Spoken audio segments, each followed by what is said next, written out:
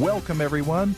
I'm Lee Merriweather, and with me is Todd Orston. Todd and I are partners at the law firm of Merriweather and Tharp, and you're listening to Merriweather and Tharp Radio on the new Talk 106.7. Here you will learn about divorce, family law, tips on how to save your marriage if it's in the middle of a crisis, and from time to time, even tips on how to take your marriage to the next level. If you want to learn more about us, you can always check us out online at AtlantaDivorceTeam.com. Well, Todd, I'm excited. You're excited. I am super excited today. You're really stepping it up a notch. I am. All right. Well, that's because we have a very special guest with us today, and we're actually going a little bit, I wouldn't say off subject, it is on subject, but we're going beyond just the law today. We're going to be talking with Bill Butterworth. Now, Bill is an award-winning communicator whose talks, columns, and books are providing education and encouragement to people throughout North America. As a writer, Bill has written or ghostwritten over 36 books. And the one we're going to be talking about today is New Life After Divorce. And Bill himself has actually been through a divorce, and I can't wait till we get into his story. And he has some great things to say to people that are in the middle of a divorce, who have just gone through a divorce and is struggling to get through it. Bill maintains a heavy speaking schedule made up of conventions, banquets, conferences, retreats, businesses, churches, and school-sponsored lectures. His audiences range from the corporate world to church congregations. Not only has he been warmly received at such churches as Willow Creek Community Church. I can't talk today. Take your time. It's just radio, so it's fine. Nobody's judging you by your words. It's fine. Saddleback Community Church, Shadow Mountain Community Church. He's also addressed such corporate clients as Disney, Microsoft, Federal Express, American Express, Ford Motor Company, 27 teams in the National Football League, 14 teams in the Major League Baseball, 6 teams in National Basketball Association. In the world of public speaking, he's been honored with the Hal Holbrook Award presented by the International Platform Association. Bill, thanks so much for coming on the show. Hey, it's my pleasure. Thanks for inviting me, you two. And, I'm really looking forward to talking about your book. I've had a chance to read it, and as I said in the email I sent to you earlier, I can't believe I didn't read your book before, because gosh, it could have helped so many of our clients with the, we're not normally involved in that process as lawyers, but still I like to help as many clients as possible. Yeah, it's one of those books that you kind of wish you never have to write. You would rather not be known as the guy who wrote the book about his divorce. Right. I think there are higher compliments than that, but having been through a divorce now, it made me realize that perhaps I did have some things that I could share that weren't covered quite the same way in other books. As you read in my bio, I have done a lot of speaking and counseling and things of that nature, did a lot of marriage and family types of subjects. And then to go through a divorce, it's like, well, okay, I'm supposed to know how this all works, theoretically, academically, professionally, all those really cool words. But when you deal with it personally, it adds a whole deeper layer of meaning to it. And so these days, when I talk about this subject, my professionalism or academic background or theory seems much less significant than, let me just tell you what it was like for me and how I got through it. Yeah, just jumping in for a second, everybody, the one thing that we find, everyone can get through a divorce, right? Yeah. If it's filed, they're going to get through it. The important thing, Exactly. and the important thing, I'm sorry to interrupt, is how you get through it. Right. How successful emotionally, not just did you get the toaster, right? It's... what are you, or how are you, and who are you as a person when you come out on the back end of a divorce? So, Bill, the plan is to talk about your book, give people a taste of it so they go out and read it, especially for those that are struggling with their divorce in the middle of the holidays. But I want our audience to know where you were coming from before the divorce started, because your life experiences have placed you in a unique position to help others. And I also think that those going through a divorce or have gone through a divorce will better appreciate the advice that you have to give today and in your book when they better know your story. Can you set the stage for us? Sure, I'd be glad to. I grew up in the Northeast. I grew up in Philadelphia and was raised by a wonderful mom and dad who made sure I was in church every weekend, and I was pretty much a rule obeyer. I was the kid, I didn't get in a lot of trouble, and my plan was a typical Philadelphia kid's plan. I was going to go to Penn State. I was going to major in business and then eventually run IBM. And my senior year of high school, God really got a hold of my life and felt like I was called to ministry. So rather than going to Penn State, I went to a Bible college where I studied and then went on to seminary and finished up there and began an active role in public ministry. It's kind of one of those weird things. I did everything that a pastor's done, but I've never actually pastored a church. I've taught at a Christian college. I've worked at a parachurch radio ministry, and I've been, a guest speaker and writer in Christian circles for years, but I've never actually pastored a church.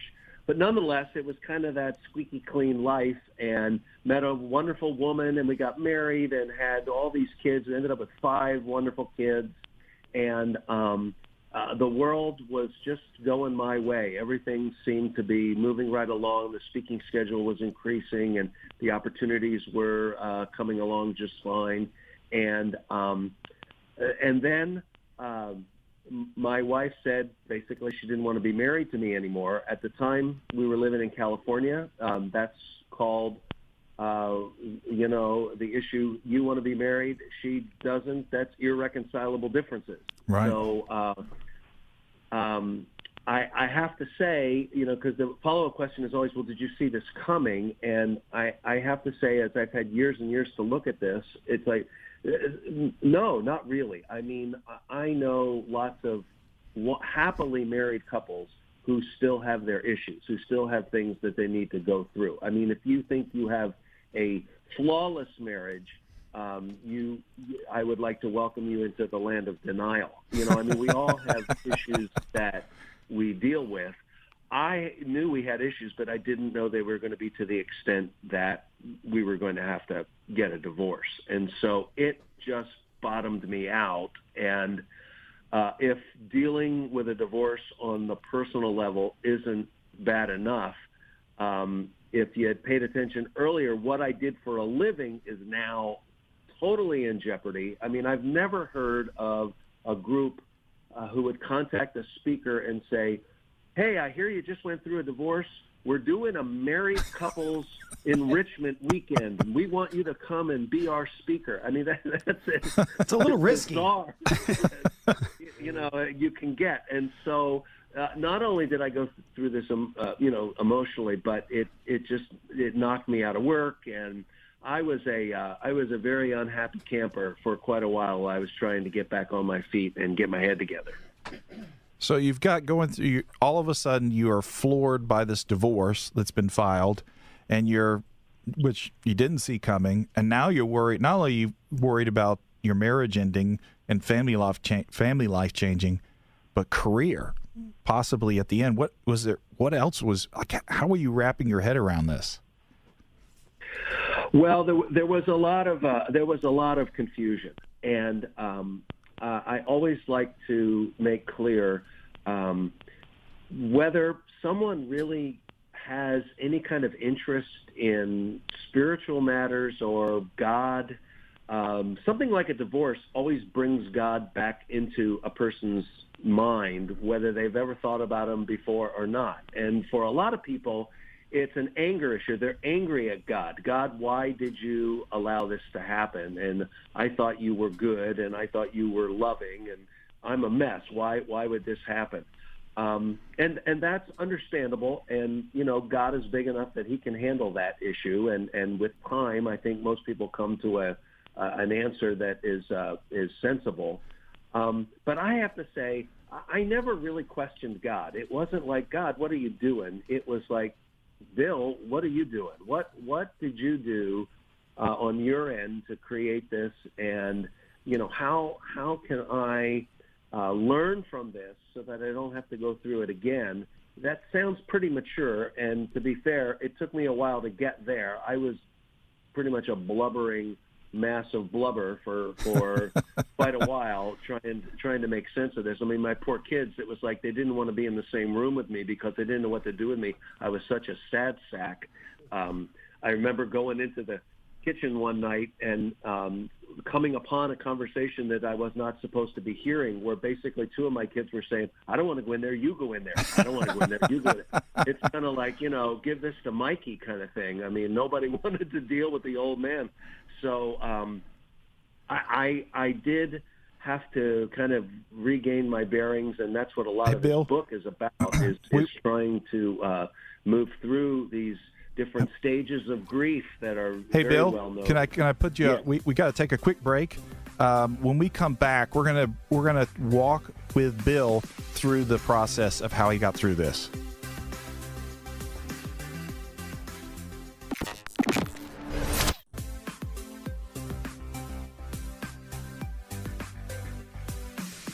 Welcome, everyone. I'm Lee Merriweather, and with me is Todd Orston. Todd and I are partners at the law firm of Merriweather and Tharp, and you're listening to Merriweather and Tharp Radio on the new Talk 106.7.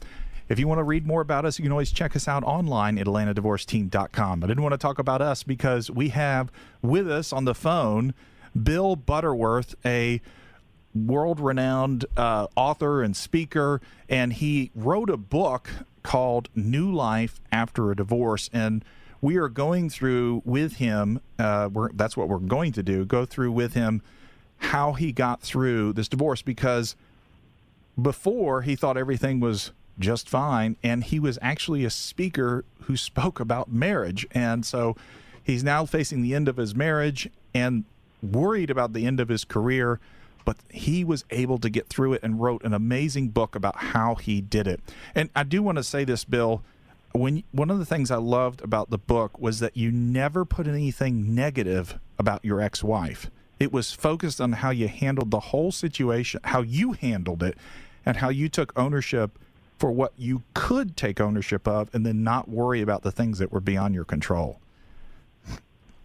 Well, I really appreciate you saying that. That was a very important part of doing this book. Is this was not some kind of dump the truck on somebody else type of thing. And for those of your listeners that are, in the midst of a divorce or are already divorced, I mean, especially if you have children, I mean, to put their other parent in a bad light is not really the way you want to play it. Well, you're right, and we tell our clients that all the time, and I think most people deep down understand it. What's impressive is, a lot of people, unfortunately, they succumb to those negative feelings, and they immediately engage in that negative behavior. If I have a question, my question to you is, how do you get beyond that? How did you, this was thrown at you, you didn't want this, and, it's natural to have some negative feelings, but you were able to rise above it. And I think that's fantastic. And it's a testament to many things. But really, I'm curious as to how you even were able to put those negative feelings aside, focus on the positive. Well, I hate to reduce it to a formula, but I've been asked that question so many times that actually I crafted that as the first 3 chapters of this book. And it's just a little 3-point outline that to this day is still very important to me, and it goes like this. I need acceptance from myself, I need help from others, and I need healing from God. And, now I am years from my divorce, and now as a happily remarried man of almost 20 years, I can still say to you, I wake up every morning and realize I have 3 really important needs. I need acceptance from myself, I need help from others, and I need healing from God. It's the kind of thing, it just never really goes away, no matter what your marital status might be. It's just kind of a good reminder of important issues in life, no matter where you are. And you broke your book up into 4 main parts, and unfortunately we can't go through the whole book in in just an hour. But I did want to touch on I wanted to sort of give a roadmap for the next 3 segments. So one of the things I wanted to touch on is I need help from others, the advantage of time, distance, and wise counsel, the personal power of forgiveness, dating may be different when you're not a teenager, and and I'd like to end the show with specific advice on how people can get through the holidays, because that you pointed out in your book, you gave an example of Valentine's Day, how certain holidays can be especially painful. And so that's what we're looking for. Now, you dedicated a whole chapter to seeking help from others. Why is that so important?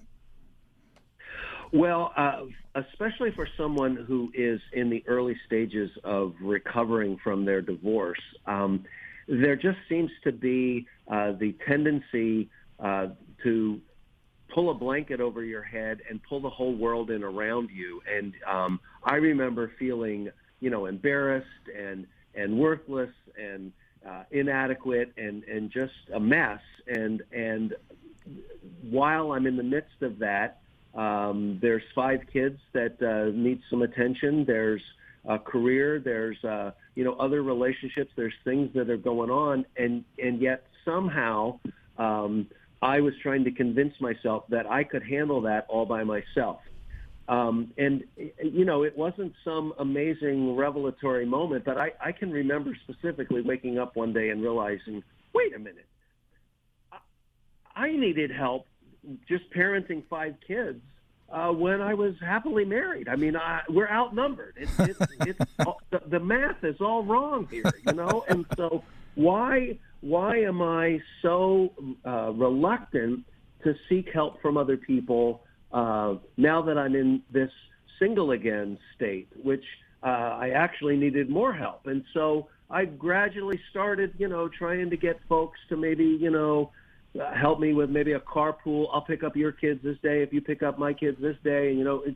Just trying to get back into a routine where regular times of life can kind of take place. And I know we'll talk about this later in the show, but the importance of having friends in your life, of other people, accountability people who can call you on your stuff. Now look what you're doing. You're in a pity party again, and you're not getting any help, and you need to man up and ask for it and see what we can do here. And I think it's really important to do things like that. And I like how you said man up. I mean, and not to try to take away from the ladies, but in your book you wrote how the feeling of asking for help leaves people feeling like, well, if I ask for help, that means I'm worthless or incompetent or inadequate. But you're actually having to toughen up to ask for help, because that's the right thing to do. That's really powerful. One of the things I also liked about in the book was you had mentioned that, hey, look, at this new season of your life, maybe it's a perfect time to simplify the schedule, because we see that, and we see people fighting over custody arrangements because the kids are involved in so many extracurricular activities.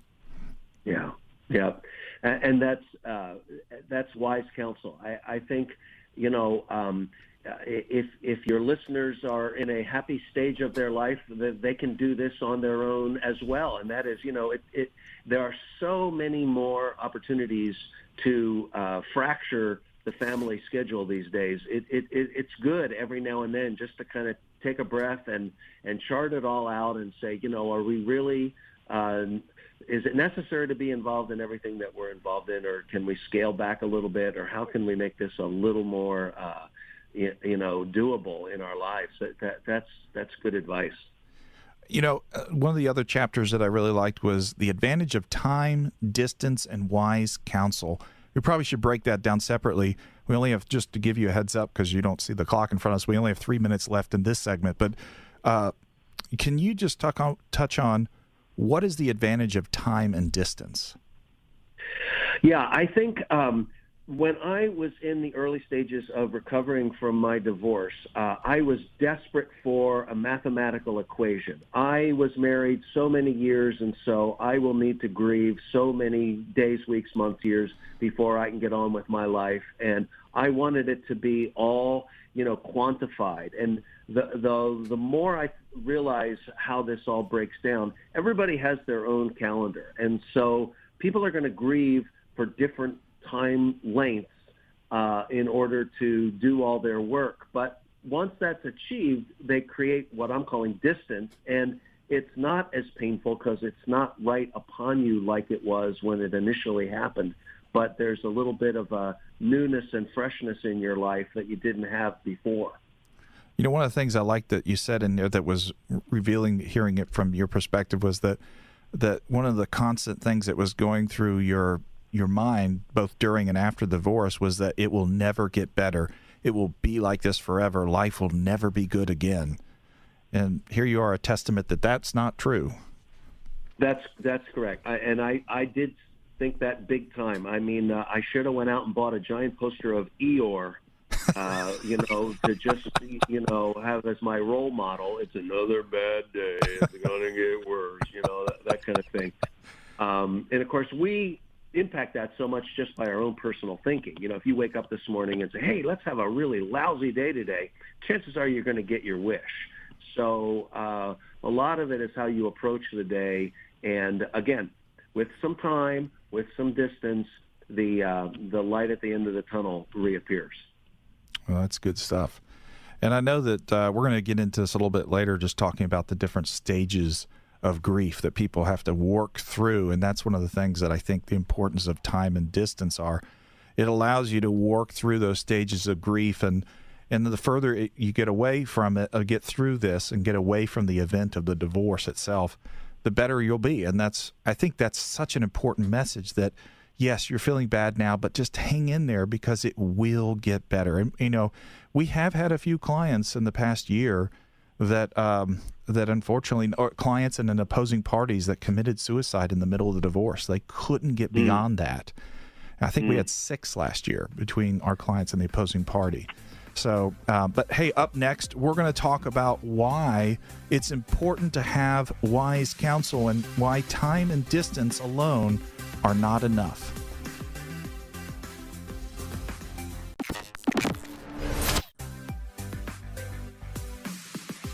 Welcome, everyone. I'm Lee Merriweather, and with me is Todd Orson. Todd and I are partners at the law firm of Merriweather & Tharp, and you're listening to Merriweather & Tharp Radio on the new Talk 106.7. If you want to read more about us, you can always check us out online at AtlantaDivorceTeam.com. Well, today we have Bill Butterworth on the phone with us, and he has an amazing story about how he went from being a professional speaker talking about marriage to being blindsided and just devastated by a divorce, but getting through it and coming out with a new life. And his book is New Life After Divorce. And I guess I need to bring it a little more upbeat. This is supposed to be positive, and I ended the last segment talking about suicide. But, I wanted to mention that because I know it was down, but... Because we always like our listeners to cry into the segment. But the point is, Bill's here, and I'm to talk about how, look, you may be feeling like that, but... you'll get through it. And so actually this next question I have for him is, I think, very helpful for someone that may be struggling with that. And, I noticed that in that chapter, you coupled time and distance with wise counsel. Can you explain why time and distance alone weren't enough, and that how you used wise counsel to get you through this dark chapter of your life? Yeah, I'm glad to do that because that's a very important part of my story. Having been a counselor, it was amazing how reluctant I was to actually seek any counseling myself. And I always thought that the only people that went to counseling are really the sickos, the people that are just so messed up that they just can't figure it out on their own. And I came upon an analogy that I feel really good about that's a little bizarre, but nonetheless, it makes the point. While I was going through all this, I'm at the house with the kids, and the hot water heater goes out. And I mean, it's, we got a puddle of water in the laundry room. And so I am not the kind of guy that works well with my hands. I at best, I can simply hand the tools to the right person. That's as good as I get. So Todd's good at that too. And the plumber came out, and this plumber was a fascinating guy because he spoke of his plumbing part partners as human beings. He comes out and he tells me the hot water heater, well, she's gone. She lived a good life, but she's passed. And he says, we're going to have to replace her. And so he's going through funeral arrangements of what to do with this old hot water heater and how to put the new one in. And I'm completely at a loss because I don't know anything about plumbing. And that's when it hit me. I had no reluctance whatsoever in picking up the phone and calling the plumber when I needed help with plumbing. And it's the same way with dealing with problems that come up in my life that are really beyond my ability to make any sense to them. And so now I'm a huge believer in counseling because I believe what a counselor brings to a life situation is a second set of eyes and a wise voice who can say, do you realize that when you describe the situation in a certain way that you were, and then they can help you see an insight that you would never see on your own. I mean, we do it with medical doctors for physical ailments, and so I think when we deal with it emotionally, a counselor can be very, very helpful. I recommend finding a counselor the same way you find your boyfriend or your girlfriend. Go on a few dates, see if you and the counselor click. If you don't, then go see another counselor until you find someone who seems to be really helping you. But get the help that you need that's beyond what you're able to do. As I like to say it, there's wisdom in calling the plumber. I'm glad you clarified that because I thought you were going to say we should find therapists at the local bar and or dance club. And no, I love the analogy. And even more so because, I mean, unless I guess the flood is really, really bad, your judgment's not clouded by emotion. Whereas with divorce, not only do you need help just because you need help, but your judgment may be off. You're unfortunately being affected. You have been affected by the emotions in the divorce. So getting that help, absolutely. I think it's really, it should be mandatory. I mean, everybody should have someone that they can talk to that can really help work them through the pain that they're experiencing. Yeah, a professional in particular. Yeah. Because sometimes some of that help isn't so helpful. We've talked about that on the show as well, yeah. So I do like, Bill, I want to emphasize this one point because you made a point that I think people miss. That, look, if you go to counselor and you go to counseling, but you say, oh, that counselor didn't help me, it may have been that counseling didn't help you. It's just that particular counselor didn't help you. And because I've had people call in and say, well, we tried marriage counseling. I'm like, when you explain that to me, well, we went to one person and they just didn't seem a right fit. And I'm like, then why didn't you try someone else? So that is so critical that people want to give up on counseling because the counselor might not have been the right one for them. Well, and also both parties need to be, they both need to want it, right? It takes two to tango. Yeah, right. So, sometimes one party's going there because they really desperately want to fix what's broken, but it becomes very clear the other party doesn't want that. Yeah. But it's such good advice to get a second, Absolutely. Go try out and find a different counselor because if you're reading your book, I mean, the counselor made it a huge difference in your life. And absolutely. I like how you shared the part about the counselor was pointed out how just deal with the things that you have control over, and you've just got to ignore the rest. You can't let it create anxiety. Right, because if it's out of your control, it's out of your power to change it. So all we can work on is the stuff we have in our own, basket. And so that's one of the very important truths that the counselor helped me with. So I want to ask this one question. Now, we weren't going to go into accountability groups and establishing good relationships. That's extremely important as laid out in your book. But I have a question for you. Many people that are going through a divorce, they already are feeling rejected by their spouse. And I can imagine that they don't want to reach out to establish any sort of new relationships or accountability groups because there's this fear of rejection again. What do you say to the person that's afraid to reach out and build valuable relationships that can help them get through this tough time? Well, the bottom line is that they will thrive from having other relationships in their life. And so as difficult as it is to have the courage to reach out to other people and get involved in groups, and, a lot of churches and community groups offer, divorce recovery programs that are really, really beneficial. And I can't recommend highly enough how important it is to engage in a group like that, especially early on, because now you have a group of people that have empathy, because we're all in the same situation, and we can speak about a situation, and it's not foreign to the people that are around us. We all understand one another, and we can pick up tools that can help us learn and grow in our lives, and it's really a significant time.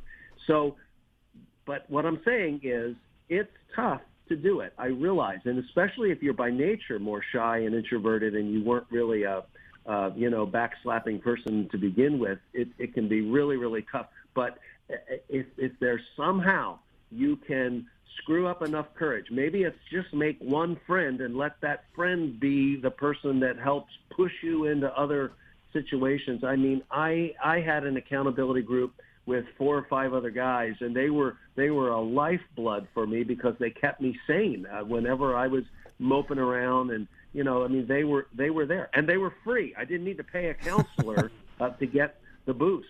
I mean, it was just guys who were really looking out for me. And I think, again, there are programs that are out there that really, really can help. I want to touch on, we only have about a minute and a half left of this segment, so let's get it started, but we'll finish up in the next segment.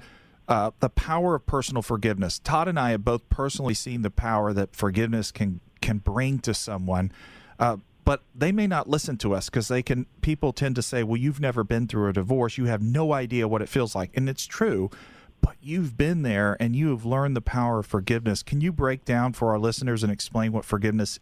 Well, let's talk about what forgiveness is first.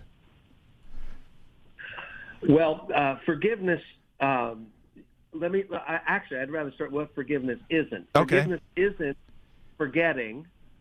It's not that you will never, ever remember anything that ever happened because you forgive your former spouse. It's not emotional. It's not a feeling. It's like I got to, screw up enough emotion to be able to say, I forgive you or whatever. It's not even necessarily fair. I mean, a lot of divorced folks think, well, I'm not going to ask forgiveness of my former spouse. They were the one that messed up, or that, But even though it's not fair, it's important to do it. You're not approving the behavior of the other person. It's not going to be easy, but it may not be as hard as you think. And where I really like to begin with forgiveness is the statement: if we choose not to forgive, it will keep us stuck in our past. Great advice. Hey, up next, we're going to continue to break down forgiveness and learn what we can do to help get through the holidays.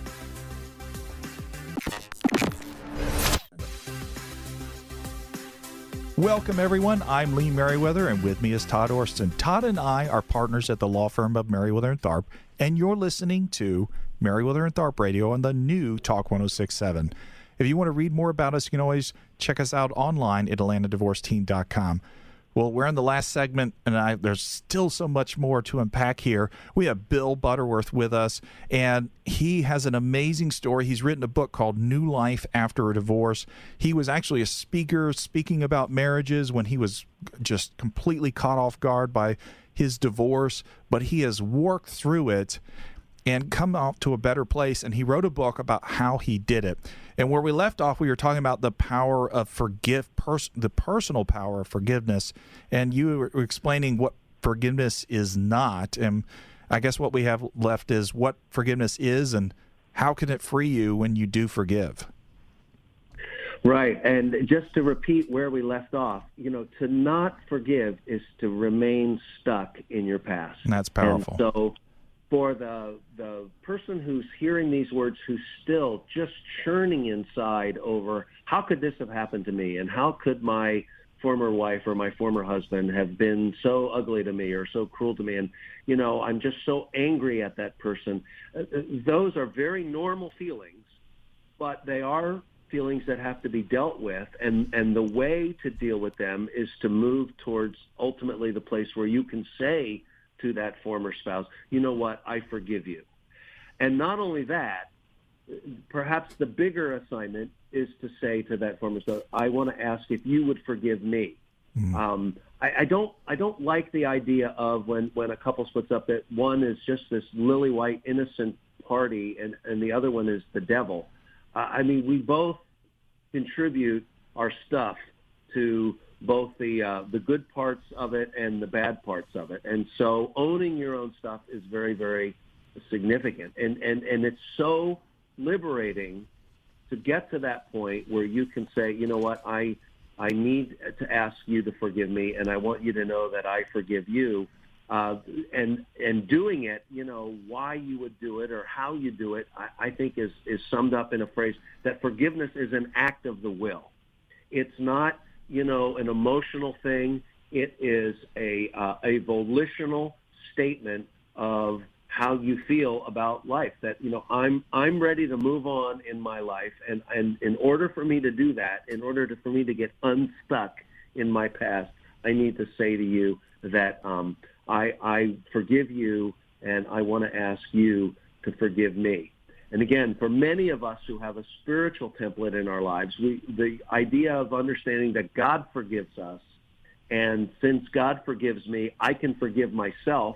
Personal forgiveness is really significant as well. There are certainly people that are listening who feel like, well, my problem isn't asking my former spouse to forgive me. I'm trying to forgive myself because I was a real idiot, Right. If I had it to do over again, I would certainly behave myself differently. Well, God can forgive you, and reaching that place helps liberate you to be able to forgive in the same way.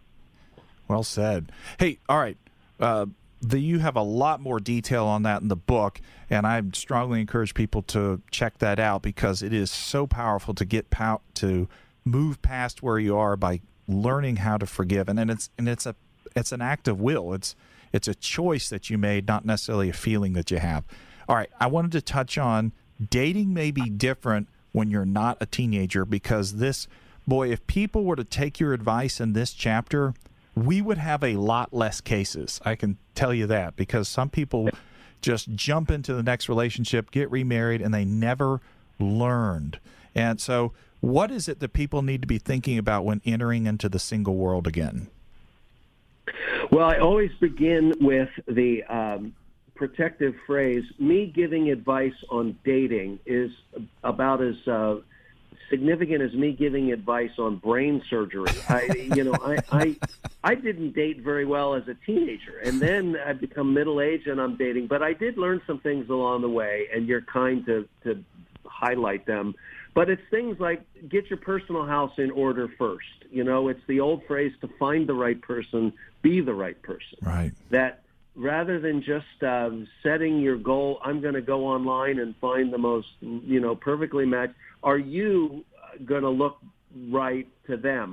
Work on your own stuff, which includes what I call a healthy identity, that you have a good self-image because you're working on your own life. You're taking care of yourself physically, you're taking care of yourself emotionally, you're taking care of yourself mentally, you're trying to be a good mom or dad. If you're a parent, you're a good friend, you're a good employee or employer. Your identity is spread out in a variety of ways that works. And again, friendships are really important. It's a friend who will say to you, you've really jumped into another relationship really quickly. And there's a term for this. It's an old basketball term. It's a rebound.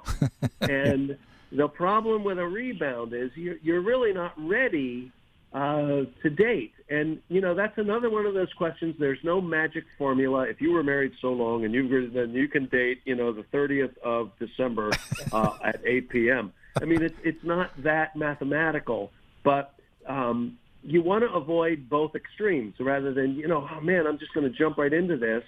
I'm embarrassed to say my kids had to say to me eventually, Dad, have you ever thought about dating, maybe getting on with your life? What do you think? We're here to help you, big guy. So, if that's the case, you need to know that that's maybe something you should look into. But I always advise, go slowly. Don't jump into something. Be very honest with the people that you're dating. And probably one of the most significant things I offer is this whole idea of know your non-negotiables. Know what it is that you are not willing to compromise on in order to date this other person. And I didn't do a lot of things right, but I knew that there were certain things that I realized would not help me in a relationship with a woman. And so I looked out for those. And so,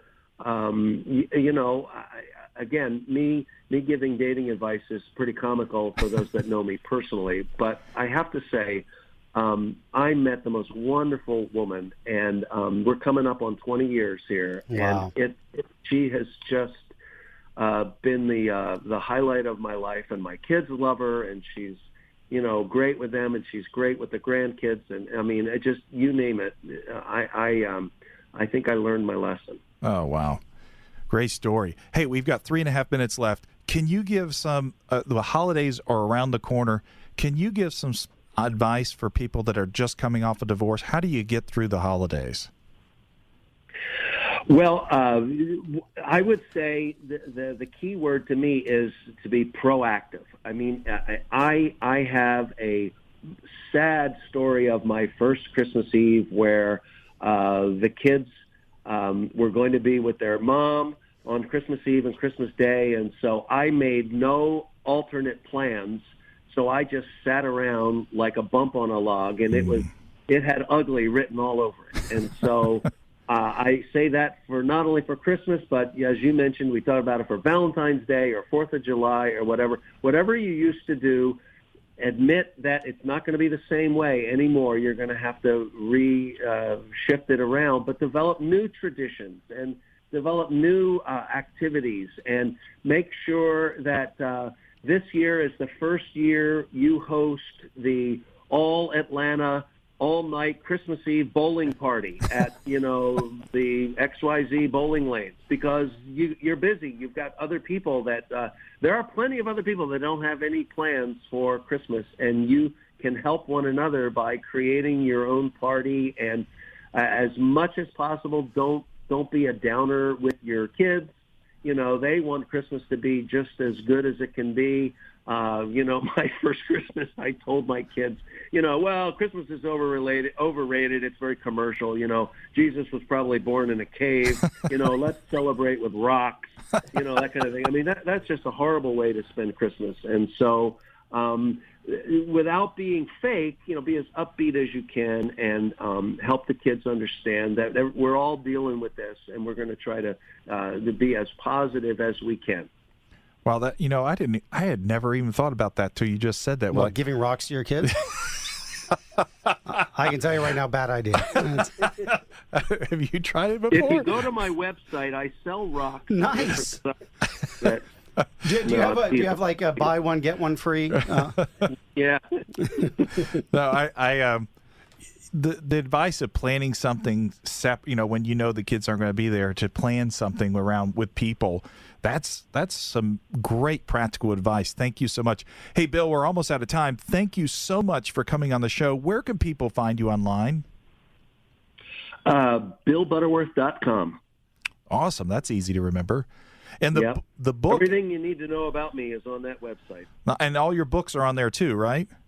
That's correct. So the book that we're talking about is New Life After Divorce. I know you've written lots of other books. I didn't have time to go into them on this show, but you can order his books wherever they're sold.